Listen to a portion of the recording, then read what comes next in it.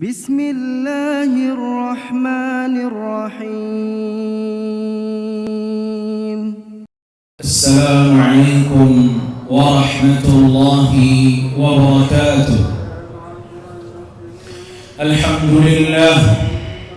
Alhamdulillahil kabirul muta'al dzil quwwatil matin syadidil mihal.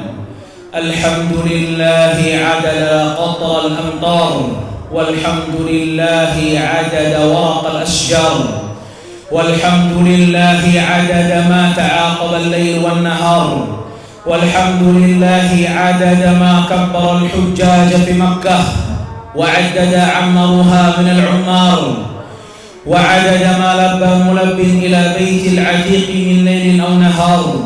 Allahu akbar, Allahu akbar, Allahu akbar.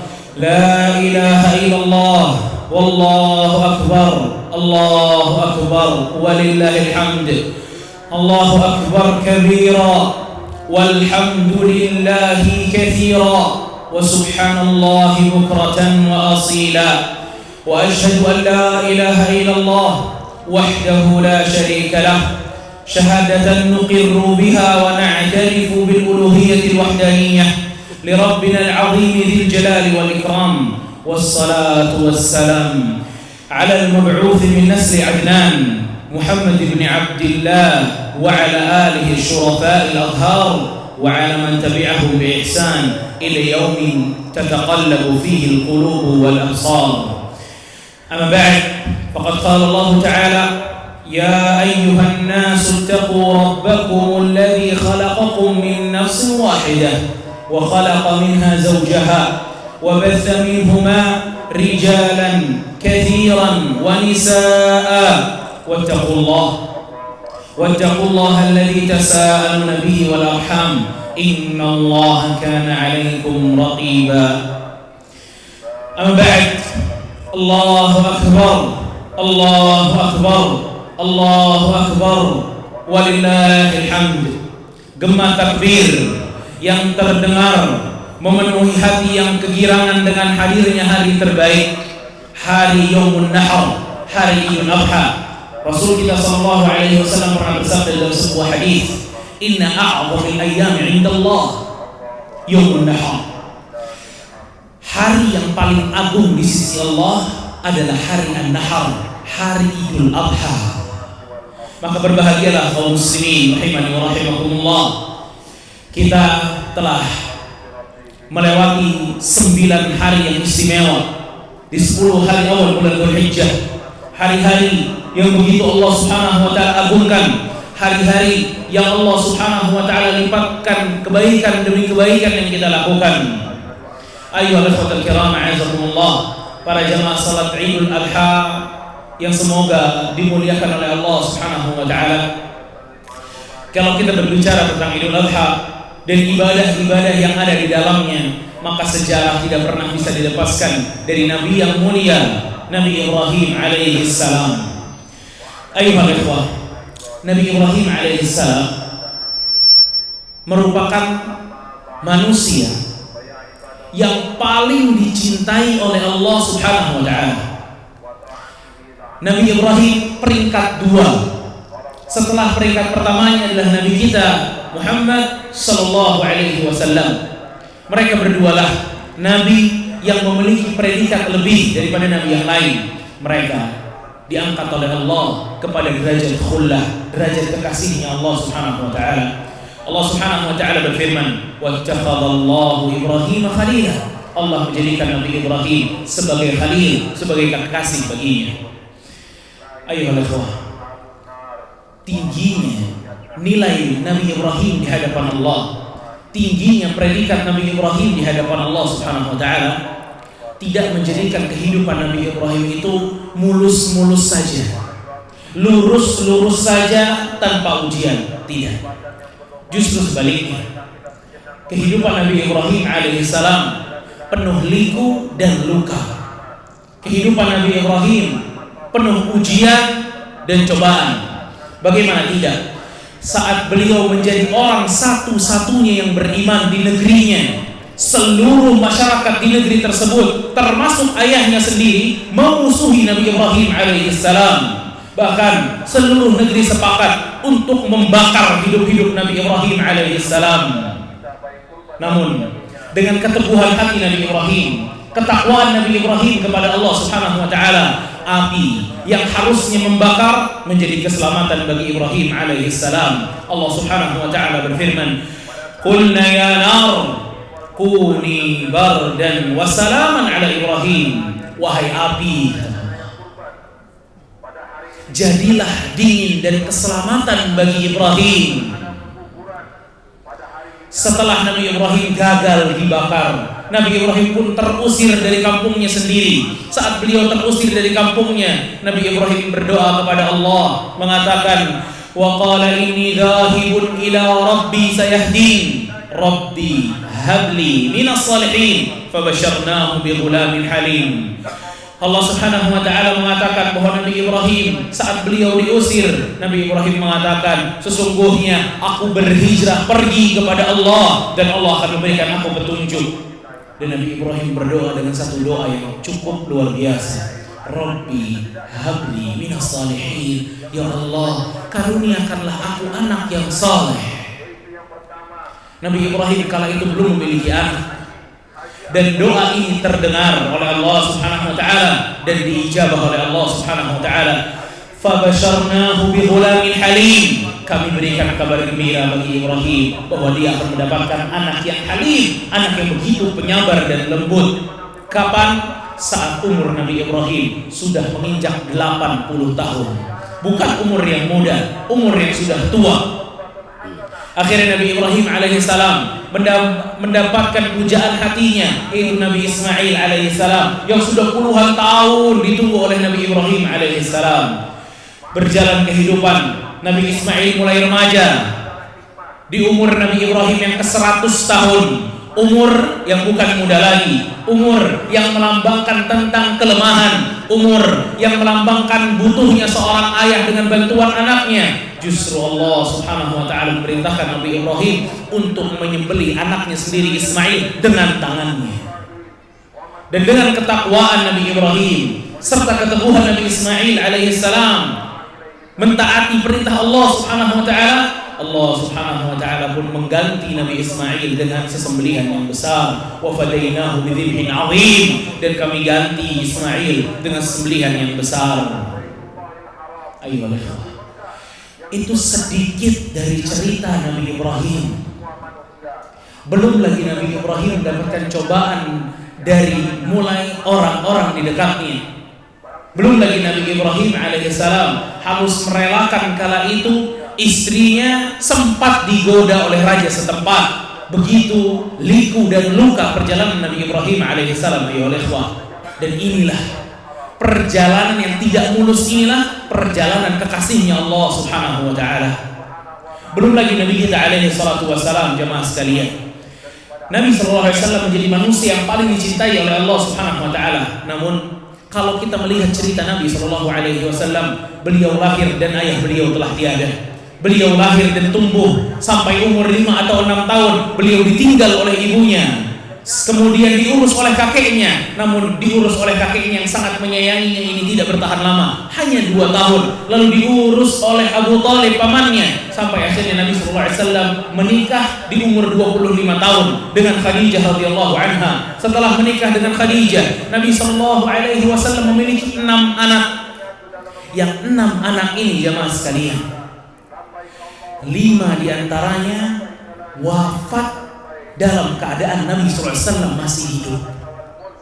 Selain Nabi harus menerima kenyataan bahwa dia tidak pernah melihat ayahnya, selain Nabi harus menerima kenyataan bahwa dia hanya bisa melihat ibunya 5 tahun, Nabi harus melihat anak-anaknya satu demi satu wafat. Ada yang masih kecil wafatnya, ada yang sudah mulai dewasa wafatnya. Itulah kehidupan Nabi SAW. Dan akhirnya Nabi memiliki anak terakhir, Ibrahim yang kecil, dari ibunda yang bernama Maria radhiyallahu anha. Nabi dikaruniai seorang anak saat umur Nabi 60 tahun. Betapa indahnya rumah Nabi sallallahu alaihi wasallam yang sudah kosong dari anak-anak, kemudian dapat satu orang anak si Ibrahim kecil yang begitu lucu dan disayang oleh Nabi SAW. Namun kebahagiaan itu tidak bertahan lama. Belum genap 2 tahun, Allah Subhanahu wa taala telah menyambut nyawanya Ibrahim, anak Nabi SAW. Sampai Nabi SAW untuk ke-6 kalinya harus menguburkan anaknya yang masih kecil. Nabi SAW yang taruh sendiri jasadnya Ibrahim ke dalam liang lahat, dan Nabi SAW menangis di situ. Para sahabat berkata, "Kamu menangis ya Rasulullah?" Kata Nabi SAW, "Innaha rahmah." Tangisanku ini adalah kasih sayangku bagi Ibrahim, bukan tanda protesku kepada Allah Subhanahu wa taala. Nabi sallallahu alaihi wasallam mengatakan, "Innal 'aina la tadma' wa innal qalba la yahzan." Sesungguhnya air mataku ini berlinang dan hatiku ini sedih. Wa inna bi firaqika ya Ibrahim la mahzunun. Karena berpisah dengan Ibrahim, anakku, sangat menyedihkan bagi diriku. Itulah sedikit kehidupan Nabi Ibrahim, sedikit kehidupan Nabi kita yang mulia alaihi salatu wassalam. Bukan mereka tidak pernah bahagia jemaah, bukan. Mereka bahagia, apalagi sekarang di barzakh, di akhirat nanti mereka menjadi manusia paling berbahagia. Namun mereka kehidupannya tidak pernah lepas dari yang namanya ujian dan cobaan. Lalu kita berharap kehidupan kita mulus-mulus saja. Gak ada cobaan dari Allah, gak ada ujian dari Allah, gak ada sakit, sehat terus. Khalilur Rahman, kekasihnya Allah, diuji oleh Allah. Lalu kita berharap, yang sekolah berharap agar ujiannya mudah dan lulus dengan nilai yang tinggi. Setelah itu bisa masuk kepada kerjaan yang bagus dan gaji yang tinggi, lalu mendapatkan jodoh yang soleh ataupun soleha, lalu mendapatkan anak yang mudah dibimbing untuk menjadi anak yang soleh dan soleha, lalu mendapatkan rizki yang lancar tanpa pernah merasakan kemiskinan, tanpa pernah merasakan pahitnya kehidupan, sehat terus. Ini mimpi namanya, ini mimpi. Tidak mungkin ada kehidupan orang yang seperti itu ya jemaah. Kalau kehidupan Nabi yang mulia saja penuh dengan cobaan dan lika-liku. Jemaah sekalian rahimahullah, orang yang sholat diuji sama Allah, yang tidak sholat pun diuji sama Allah, yang puasa diuji sama Allah, yang gak puasa juga diuji sama Allah, yang haji diuji, yang tidak haji pun dapat ujian, yang suka sedekah diuji, yang tidak sedekah juga diuji oleh Allah, yang muslim diuji, yang kafir pun diuji. Namun yang menjadi titik perhatian kita adalah bagaimana pada saat kita diuji kita mendapatkan pertolongan dari Allah Subhanahu wa taala. Ini yang mesti kita pikirkan ayuhal jamaah. Dan tidak lain tidak bukan, pertolongan Allah Subhanahu wa taala akan datang saat kita semakin bertakwa kepada Allah Subhanahu wa taala. Wa may yattaqillah yaj'al lahu makhraja. Siapa yang bertakwa kepada Allah, Allah akan berikan jalan keluar. Siapa yang bertakwa kepada Allah, Allah akan berikan jalan keluar. Makanya ayuhal ikhwah, kalau kita ingin mendapatkan pertolongan dari Allah, maka pertolongan itu akan datang saat kita bertauhid kepada Allah. Kita hanya berdoa kepada Allah, kita beribadah untuk Allah, kita bersedekah, kita sholat, kita puasa, itu yang akan mendapatkan pertolongan. Kita silaturahmi, kita haji, kita umrah, kita berzikir, kita peduli dengan tetangga dan saudara-saudara kita, itu yang akan mendatangkan pertolongan dari Allah Subhanahu wa taala. Itu ketakwaan. Walaupun itu belum sempurna dari nama ketakwaan. Karena ketakwaan bukan hanya sekedar menjalankan perintah Allah, namun ketakwaan juga termasuk menjauhi larangan-larangan Allah. Kalau ujian-ujian yang Allah berikan kepada kita ingin mendapatkan pertolongan dari Allah Subhanahu wa taala, maka jauhi riba, jauhi makan harta orang, jauhi menzalimi orang, jauhi perzinahan, pencurian, markup transaksi, jauhi pacaran, jauhi mabuk-mabukan, jauhi judi, taruhan dan lain sebagainya. Maka pertolongan Allah akan datang kepada kita. Karena Allah yang janji, "Wa may yattaqillah yaj'al lahu makhraja." Siapa yang bertakwa kepada Allah, Allah pasti akan kasih jalan keluar. Wa yarzuqhu min haitsu la yahtasib, dan Allah akan memberikan rezeki dari arah yang tidak disangka-sangka. Wa may yatawakkal 'ala Allah fa huwa hasbuh. Siapa yang bertawakal kepada Allah, pasti Allah cukupkan. Ingat Nabi Yunus. Nabi Yunus alaihissalam pada saat beliau ditelan oleh ikan paus dan dibawa ke dasar lautan di dalam kegelapan malam, siapa yang bisa nolong dia kalau bukan Allah?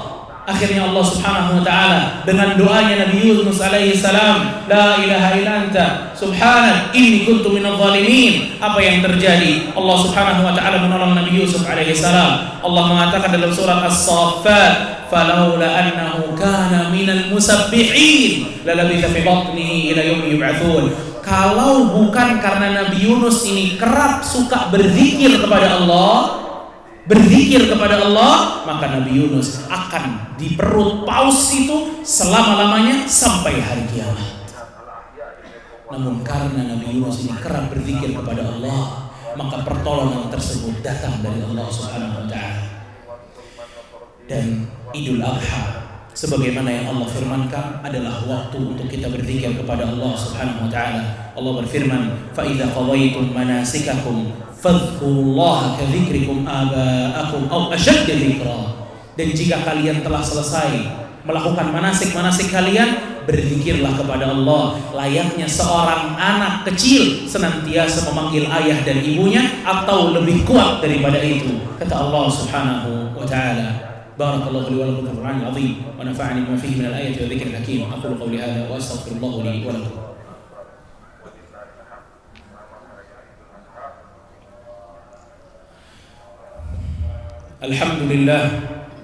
Alhamdulillah rabbil alamin. Wa sallallahu ala nabiyyina Muhammad wa ala alihi wa sahbihi ajma'in. Allahu akbar. Allahu akbar. Allahu akbar walillahil hamd. Allahu akbar. Allahu akbar, la ilaha illallah. Teruslah bertakwa ayuhal ikhwah. Terus bertakwa dan husnudzan kepada Allah Subhanahu wa taala, karena pertolongan atau solusi dari Allah kadang muncul di saat puncaknya masalah. Lihat Nabi Ibrahim alaihissalam, kapan muncul pertolongan Allah? Saat dia diperintahkan oleh Allah untuk menyembelih Nabi Ismail. Apakah saat Nabi Ibrahim membawa Nabi Ismail? Apakah saat Allah Subhanahu wa taala memerintahkan Nabi Ibrahim untuk menyembelih kemudian batal? Tidak. Allah berikan pertolongan itu saat Nabi Ismail sudah di hadapan Nabi Ibrahim dan akan disembelih, datang pertolongan Allah Subhanahu wa taala. Lihat Nabi Yakub alaihi salam yang kehilangan Nabi Yusuf alaihi salam, berpuluh-puluh tahun enggak pernah ketemu Nabi Yusuf.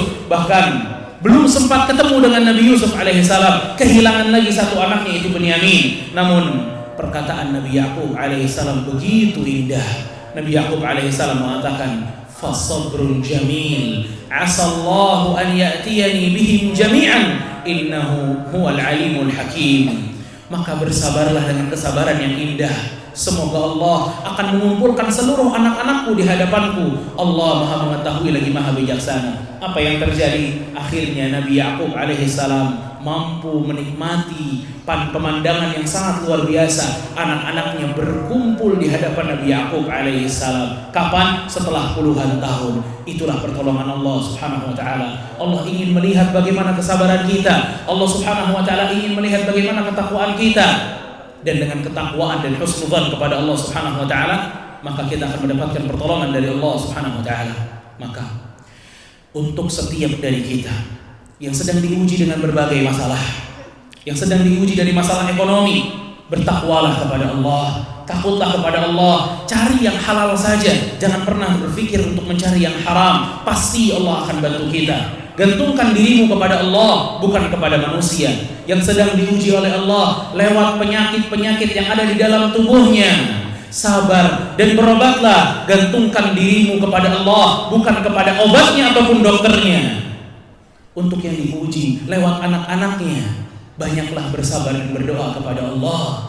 Serahkan semuanya kepada Allah dan berusaha menjadi orang tua yang lembut dan mendidik anak-anaknya. Dan untuk orang-orang yang diuji oleh Allah justru lewat orang tuanya, sabarlah, berdoalah kepada Allah, lemah lembutlah, perhatianlah kepada orang tua, bertakwalah kepada Allah, jauhi kemaksiatan dan kerap menjaga ketakwaan kita kepada Allah Subhanahu wa taala, karena Allah yang janji ayuhal jamaah, wa man yattaqillah yaj'al lahu makhraja. Siapa yang bertakwa kepada Allah, maka Allah akan berikan jalan keluar. Innallaha wa malaikatahu yusholluna 'alan nabi يا أيها الذين آمنوا صلوا عليه وسلموا تسليما. وقال صلى الله عليه وسلم: من صلى علي صلاة واحدة صلى الله عليه بها أشرا. فأصلي وأسلم على سيدنا وحبيبنا ومولانا محمد بن عبد الله وعلى آله وصحبه أجمعين. اللهم اغفر للمسلمين والمسلمات والمؤمنين والمؤمنات الأحياء منهم والأموات إنك قريب مجيب الدعوات يا قاضي الحاجات. اللهم أعز الإسلام والمسلمين، اللهم أعز الإسلام والمسلمين، اللهم أعز الإسلام والمسلمين، ودمر اللهم أعداءك أعداء الدين يا رب العالمين. يا حي يا قيوم برحمتك نستغيث، أصلح لنا شأننا كله ولا تكلنا إلى أنفسنا طرفة عين. اللهم أصلح ديننا الذي هو عصمة أمرنا، وأصلح لنا دنيانا التي فيها معاشنا، وأصلح لنا آخرتنا التي إليها معادنا يا ذا الجلال والإكرام. ربنا ظلمنا أنفسنا وإن لم تغفر لنا وترحمنا لنكونن من الخاسرين. ربنا هب لنا من أزواجنا وذرياتنا قرة أعين واجعلنا للمتقين إماما. اللهم إنا نسألك خير كله عاجله وآجله ما علمنا منه وما لم نعلم، ونعوذ بك من شر كله عاجله وآجله ما علمنا منه وما لم نعلم يا ذا الجلال والإكرام. ربنا تقبل منا إنك أنت السميع العليم، وتب علينا إنك أنت التواب الرحيم. اللهم أصلح ولاة أمورنا، اللهم أصلح ولاة أمورنا، اللهم أصلح ولاة أمورنا يا ذا الجلال والإكرام. ربنا آتنا في الدنيا حسنة وفي الآخرة حسنة وقنا عذاب النار. وصلى الله على نبينا محمد وعلى آله وصحبه أجمعين، وآخر دعوانا عن الحمد لله رب العالمين. والسلام عليكم ورحمة الله وبركاته. فبأي آلاء ربكما تكذبان؟